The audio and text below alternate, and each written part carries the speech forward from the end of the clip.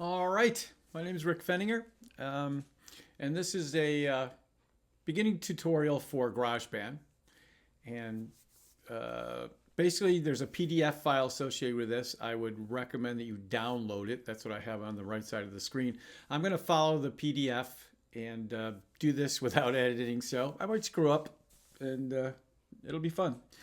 So should be fine. So when you launch GarageBand, you get an empty project. We're going to choose empty project, as it says right up there. Launch GarageBand. Choose it. We're choosing it.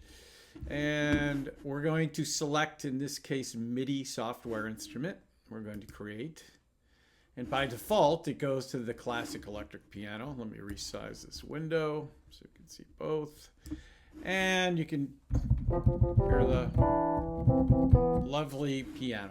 So we're all the way down here. Move along quickly. This won't take very long. And I'm going to make a whole series of these, so in short segments, so as to not make an hour-long video, right? Before we move on, we're going to go Command S, and important thing for this. So I'm going to go Command S, and you're going to get the save thing. So I'm going to call this project, whatever, nothing. And what you want to be careful of is save it to the desktop, and you do this by going Command D, so the desktop is showing here.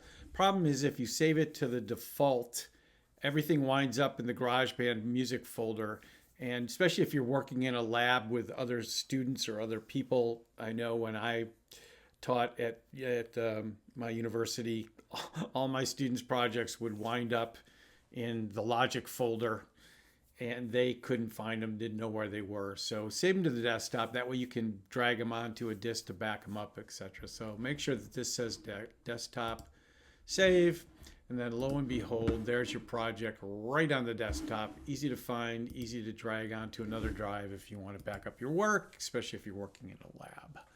So auditioning sounds.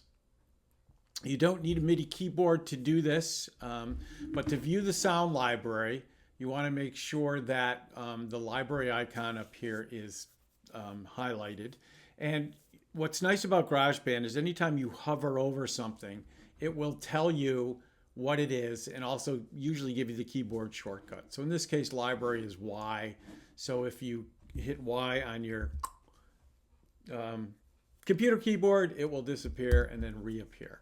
And so this is the classic piano sound. Now, if you want to audition them, the easiest way to do this is to go down to the window pull-down menu, up to the window pull-down menu, and just say show keyboard. You can also resize this keyboard, make it larger, longer, etc., etc.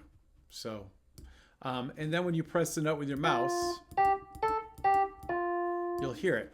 This blue section up here, this tells you what octave you're in. So I changed the octave. I have to be down lower. I went too low there.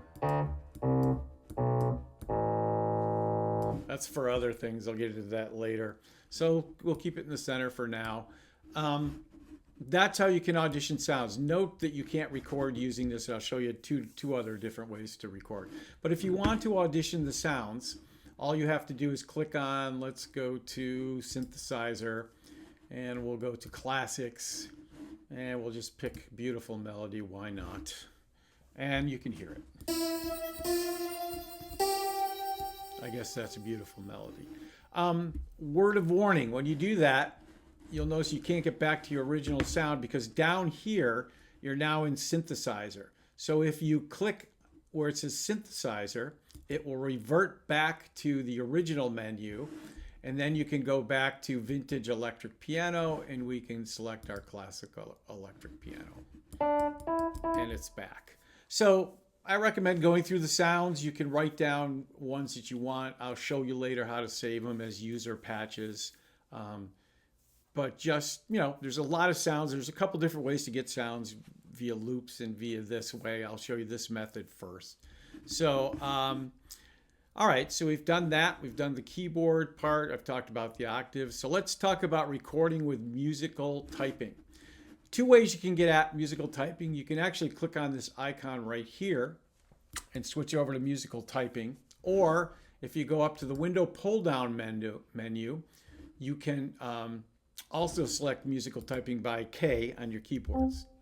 So, oh wait, it's not K, sorry. It's Command K. Duh. So there it is. So just go Command K, and that will show you your musical typing keyboard. So a couple things about the musical typing keyboard, now that we have it up. This X and Z right here will change your octave.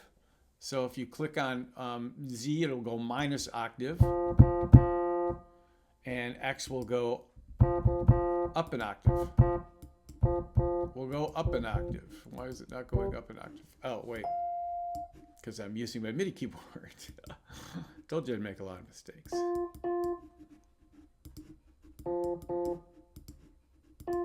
So it's changing octaves. Okay, we'll get more into the velocity end of things later. Sustain, like a sustain pedal on a piano. If you want to play chords, if you hit the tab key, you can play two notes at the same time. And here it's sustaining. And the minute you get it off, the sustain is gone. So that acts as a sustain key in the musical typing.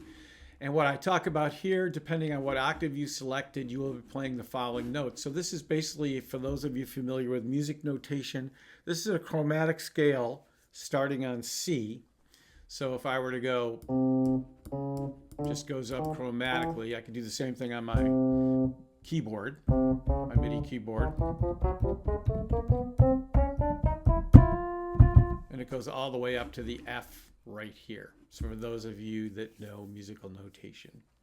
Okay, and it's telling you your velocity that you're playing at right now. Like I said, don't worry about that. I will address that later on, and how you can edit velocities and the importance of velocities. Velocities are numbered, for those of you who don't know, are 0 to 127. 0 meaning no, as soft as possible, or sometimes no sound at all, and 127 being as loud as possible. And it has to do with the different patches or sounds that you use. They were originally called patches because you actually took cables and patched it in to get the sounds. I'm actually old enough to remember doing that. But if you have, like, for instance, a snare drum sound is not going to be as velocity sensitive as like a violin sound. So just be aware that it does vary from sound to sound, but in general, 0 meaning no volume, 127 being full volume. And the default middle volume is 64. So, all right, so first recording. So we're already here. We'll do a simple recording. So the first thing you want to do is I'm going to deselect the metronome icon up here. So when I deselect that, you're not going to get the metronome. All right. Well, and I'll talk about how to use the metronome. You should use the metronome, but for now, we're not going to use it. So this should be grayed out. You do want your count in 1, 2, 3, 4 highlighted, so it will count in. It will actually give you 4 clicks when you start recording, so you can start recording. We're going to use right now the musical typing keyboard. So make sure the classical electric pianos track is highlighted. You want to click on that to make sure it's actually selected. And then we are going to, you can either click on record or go R for record, which is easier, I think.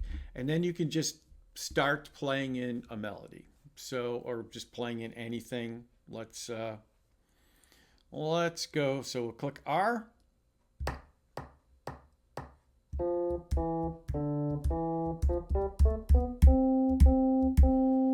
Hit the space bar when you're done, and you will see this appear up top. Now, to get back to the beginning of that, to hear it, if you have a numerical keypad attached to your computer keyboard, which I do, you press 0, it will take you back. If you don't, be aware that the numbers up top on your above the letters will not work. So the way that you're going to get back if you don't have a numerical keypad is to just hit this rewind button right here. To start it, you hit the space bar. You should be able to hear it now.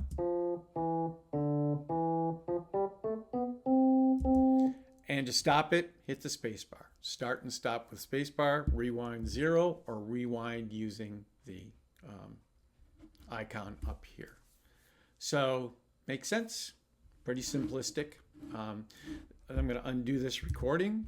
So the next thing we could do is record with a MIDI keyboard. If you have a MIDI keyboard attached via USB cable, GarageBand will recognize it automatically. And there's two ways of checking that it actually recognizes it. Play it and you'll hear it. If you play a simple chord, the chords will be notated up top so you can actually see them. Up top playing. Obviously the easiest thing is to just hear it. You know you're going to hear it. So again, easy way to record is just hit R again, except this time I'm going to play it in. I will say that if you can get a hold of a MIDI keyboard and learn just some basic piano skills, which won't take that long, it'll be much quicker to input stuff using a MIDI keyboard. And you know, speed is important when you're doing stuff like this. You don't want to be bogged down and stuff, but you don't need one. You can use your computer keyboard to do the same thing. So I'll demonstrate this. Pretty straightforward. You know, basically you can get the same result, right? So R to record.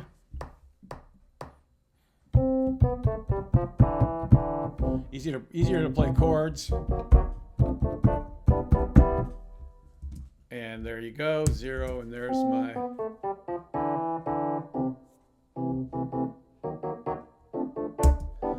So experiment right now with getting different sounds, and you can also change the sound of something that you played in. So let's say I wanted to try this with another sound, so I went to, let's do the mallets, and let's do marimba. Now my track changes to marimba. Now this will be a marimba.